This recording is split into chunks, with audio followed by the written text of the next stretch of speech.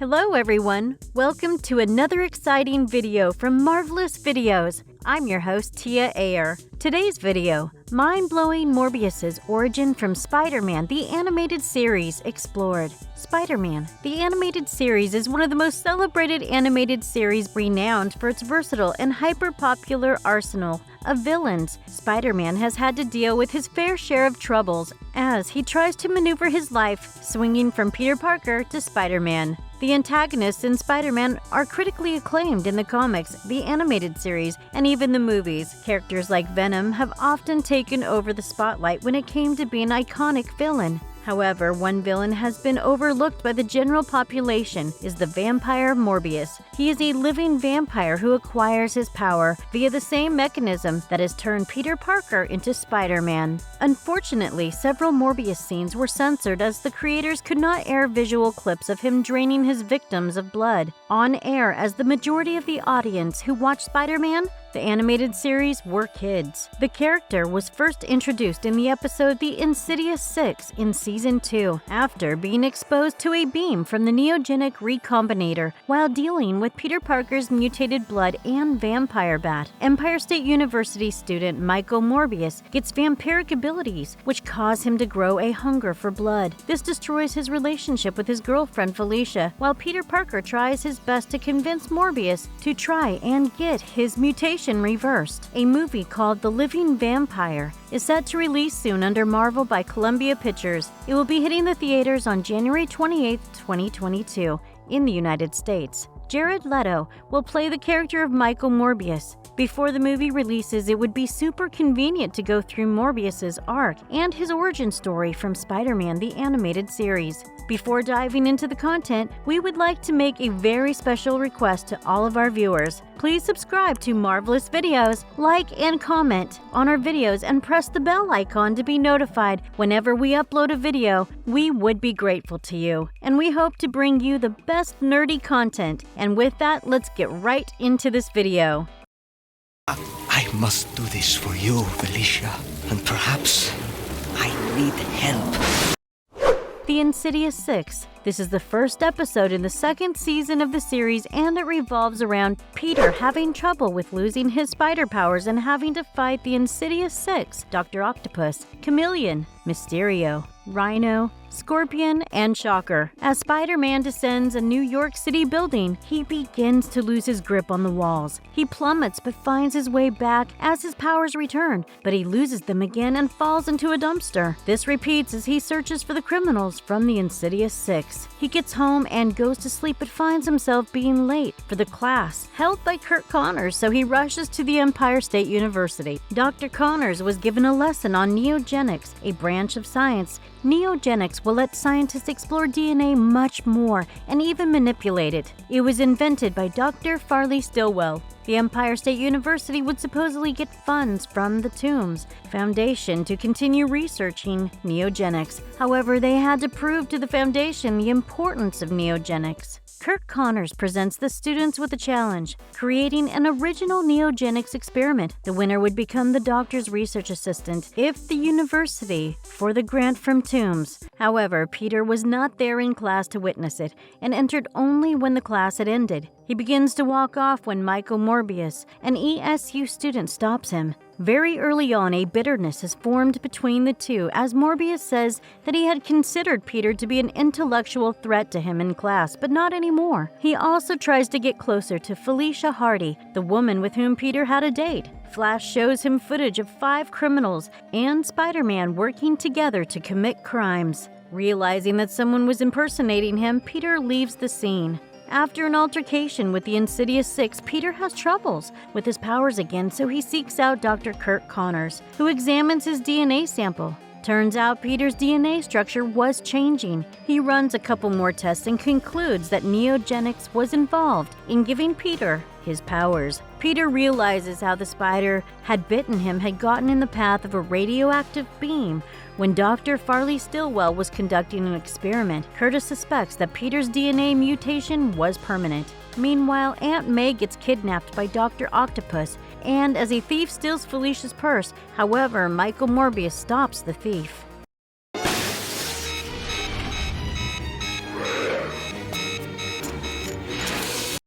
Battle of the Insidious Six. After fighting the Insidious Six in Kingpin's lair and rescuing Aunt May, Peter runs into Felicia Hardy the next day. They had scheduled a date for the previous day to which Peter could not show up, so he apologizes for it and tries to make up for the missed date by asking her to have dinner with him. But Michael Morbius walks up to Peter and tells him that Felicia would be having dinner with him instead. Not just for the night, but for the rest of the week.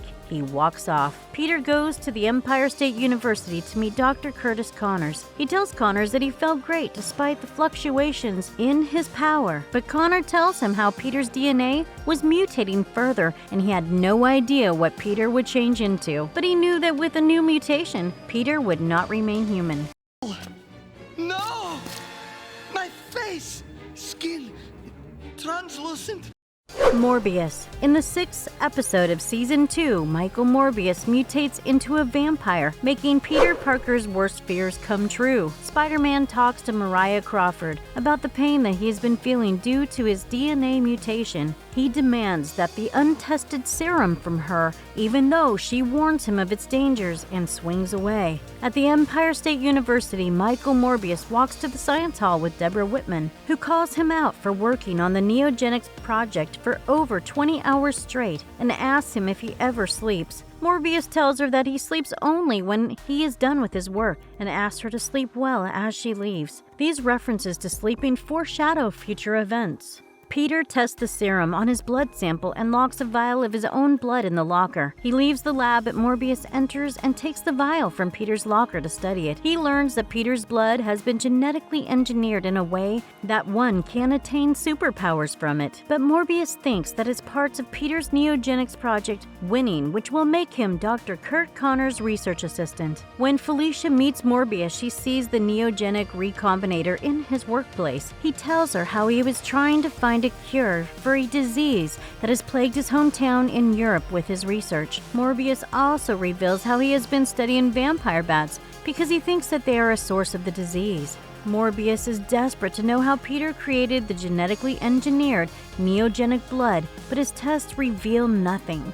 He decided to run an experiment and turned on a recorder to record it. He also turns on his neogenic recombinator and exposes the blood sample to the beam of the device. But one of his loose vampire bats fly into the patch of the beam. Morbius tries to shoo off the bat, but it bites his hand and Morbius passes out. When he wakes up, he feels stronger. He finds out that he can fly, but also sees how his appearance has changed. He had white skin with fangs. He's terrified and desperate to reverse his condition, but a hunger takes over and he chooses to fly away instead. He attacks a student at ESU and drains his blood. He realizes that the hunger he had felt was one for blood. Spider-Man appears at the nick of time and tackles Morbius. They duel, but in the end, Morbius flies away. Spider-Man gets his hands on a tape recorder on the roof and plays it. He learns that the vampire he just fought is Morbius, who had acquired powers due to Peter's blood sample and the neogenic recombinator.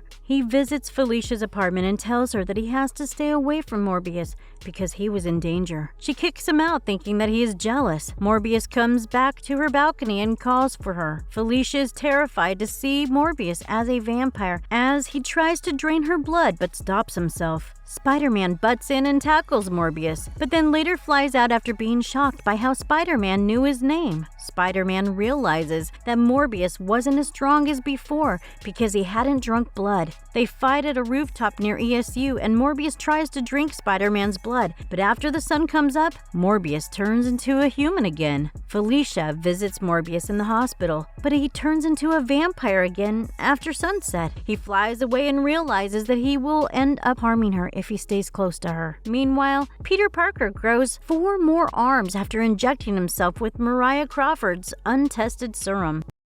This way? Now I am doomed to this gnawing hunger unless I feed. Enter the Punisher. In the next episode, Spider-Man continues to mutate as he searches for Michael Morbius. While the police are on the hunt for him, as they consider Spider-Man to be guilty for the disappearance of Morbius. The arrival of the vigilant Punisher further complicates things. Morbius is on the loose, draining people of their blood. Meanwhile, Spider-Man learns about Morbius' disappearance from the hospital from Mariah Crawford and the television news channel. On the other hand, the Punisher wishes to capture Spider-Man in order to redeem himself in the eyes of the law. Spider-Man decides to go after Morbius. The two duel each other again as Morbius is surprised by Spider-Man's 4 new legs. He gets overpowered by Morbius, who throws him from the building and flies away. Spider-Man evades the scene. Later, he arrives at the hospital where he hears the doctor speaking about a man from whose body the blood has been drained. Spider-Man decides to go after Morbius again, but is prevented by the pain in his body from the mutation. However, he decides to think about himself later and goes after Morbius. He tracks Morbius down and finds him in a clock tower. He tells Morbius that he wants to take him to help him with reversing the mutation, but Morbius keeps fighting him. As they fight, Spider-Man pushes Morbius into the neogenic recombinator that Morbius had built by himself. Morbius, enraged, tells Spider-Man that he had created it to cure himself as he hated the feeling he had as he was hungry for blood. Then Morbius reaches out to drain Spider-Man off of his blood, but Spider-Man webs him in the face and kicks him to the ground. Morbius flies off and Spider-Man follows suit, but it is stopped by the Punisher. The Punisher makes Spider-Man crash into a warehouse by attacking him with his RPG and a rocket. He enters the warehouse where he watches Spider-Man mutate into a humanoid spider. After he turns into the Manspider, he attacks the Punisher. I must keep trying to rid myself of this horrible need for plasma. Duel for Hunters. The creature Spider-Man mutates into is named Manspider by the media. The Punisher prepares to fight him and gets in his battle van. He then follows the signal from the tracer he had attached on Manspider. Meanwhile, Felicia Hardy stares at a picture of Michael Morbius. Just then, Morbius flies into a building nearby and watches Felicia, as he could not get close to her due to his thirst for blood. His thirst increases, but he stops himself as he does not wish to harm Felicia. He flies away and thinks about curing himself, but he also realizes that he might need help from others for the cure. Manspider and the Punisher fight when Kraven and the Hunter intervenes and tackles Punisher to the ground. Manspider spots Morbius flying through a window. Morbius reaches Empire State University and enters the laboratory. He asks Deborah Whitman for help, but she shrieks at the sight of Morbius's vampiric state. Morbius attacks her to feed on her blood, but Flash pushes Deborah to save her. He tries to take on Morbius, who drains Flash off his blood. Before he could kill Flash, Manspider intervenes and stops Morbius. The two begin to fight, and Morbius throws Manspider and flies away. Who are you, my dangerous friend? You know weaknesses of mine which... Blade, the vampire hunter. In the 9th episode of Season 2, Blade, a half-human and half-vampire, makes his appearance. He helps Spider-Man track Morbius down. Michael Morbius attacks a local man at the park for his blood. Spider-Man tries to stop Morbius, but Morbius ignores him, throwing him into a tree. Morbius lands atop Spider-Man, but a mysterious man clad in leather throws a grenade towards Morbius. The grenade releases a gas, immobilizing Morbius. The man tries to kill him with a sword, but Morbius gets away. The man pursues Morbius and tries to kill him, but Spider-Man stops him. Morbius escapes, but wonders, who is this new mysterious man? Spider-Man meets Dr. Curtis Connors at Empire State University, who exposes him to radiation from the neogenic recombinator, which Spider-Man must do every day to prevent himself from mutating into the Manspider. Spider-Man swings through the city and notices another victim of Morbius has been taken to the hospital after having his blood drained. He spots Morbius and tackles him. He tries to explain that he can help Morbius in finding a cure, but he replies that he enjoyed being a vampire. Pitiful human. Now I am so much more than human. I am the... Morbius drains Spider-Man's blood, but the leather-clad mysterious man attacks him again. He introduces himself as Blade and confesses that he wanted to kill Morbius. Blade outclasses Morbius, but Spider-Man stops Blade from killing him. Morbius escapes while Spider-Man explains his need to cure Morbius to Blade, but Blade begins to consider Spider-Man as a threat instead.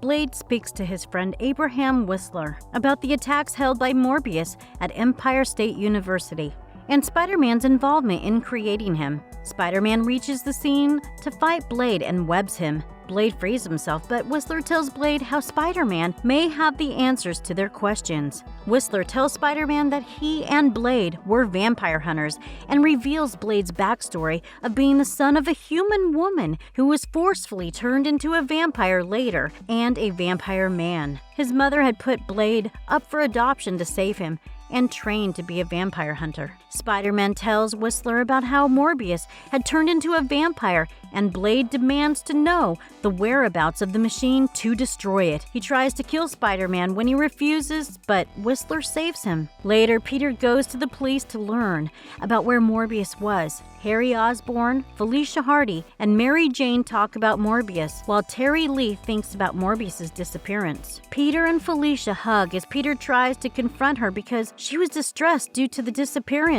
of Morbius, who sees the two hugging and gets jealous. He vows to kill Peter. Morbius steals the neogenic recombinator by sneaking into Empire State University's neogenic lab. Morbius comes face to face with Blade on the roof of a building. The two fight, and Morbius reveals how he wanted to turn everyone into a vampire. Spider-Man arrives to rescue Blade. Meanwhile, Morbius flies off with the neocombinator.